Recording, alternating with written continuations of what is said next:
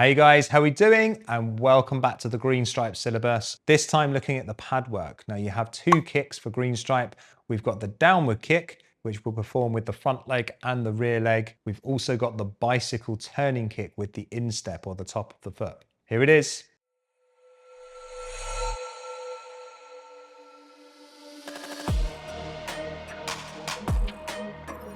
Okay, so starting with the downward kick. Now I'm sure you've practiced this plenty of times on pads, but once you've broken this down properly as a fundamental, it's going to allow you to get the best out of this kick. Now the purpose of a downward kick is to try to hit the attacker with your heel, usually aiming towards the clavicle or collarbone. Now we adapt this, of course, for sparring, where we're not trying to hurt the other person. The objective there is to try and score points. So we can point the toes and we can use the bottom of the foot.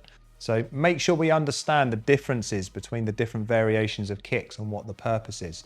Anytime we're doing the technical version, for example, in your fundamentals, we're using the most damaging version of the kick. So we will be pulling the toes back and we will be kicking with the back of your heel. Now for a downward kick, we do need to make sure we straighten our leg, but only on the way down. On the way up, our leg can be a little bit more relaxed. We want to throw the leg up as fast as we can, and then we're going to tense as we pull our leg down. So we will then lock the leg, use that hamstring and use the quads in that leg to then pull our leg down with lots of power.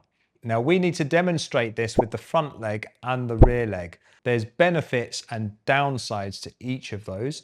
Now with the back leg, we've got the benefit of being able to swing our leg that little bit further. So we can normally get a little bit higher with that back leg. We tend to gravitate towards this a bit more as beginners because it feels a bit easier. We can get a little bit higher. But the downside, of course, to it is that it takes a little bit longer to get to the target. So from a sparring point of view, sometimes it takes too long and you'll actually find that you won't catch people with this. You're better off with a front leg downward kick. Either way, make sure that you're arcing your leg in the correct direction. So we're going to bring that leg up. We're going to bring it in towards the center of our body and then away from the center, creating that outward arc, depending on which leg that you're using.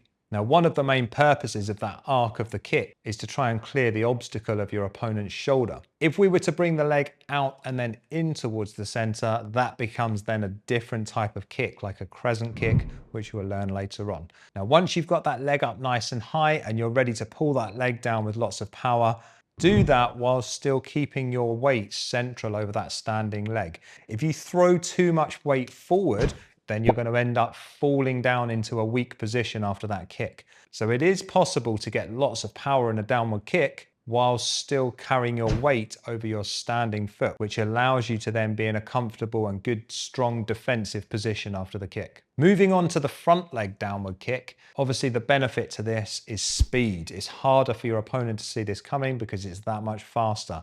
The downside is it's generally harder to perform and it's harder to get the same height.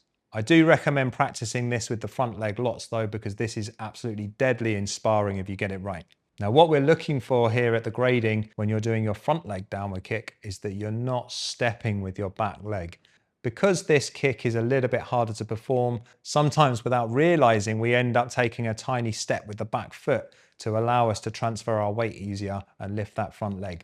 Try to avoid doing this. We're going to put our weight straight on the back leg and lift that front leg up. And then, as we said before, we're going to go out away from the center in that correct arc.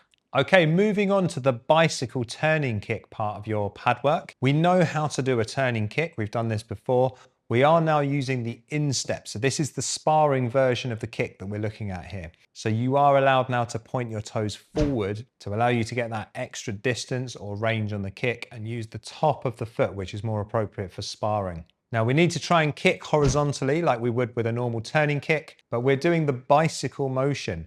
That's the bit that perhaps we haven't practiced before, so we'll focus a lot on that here. The bicycle motion is that scissor movement that we do with our legs, where we lift one and then swap legs mid-air. Now to do this, we're going to place all of our weight on one foot, and then we're going to throw the other knee up as high as we possibly can. Then once you're at the peak of your jump, you've got to try and turn your hips over to allow you to then kick horizontally.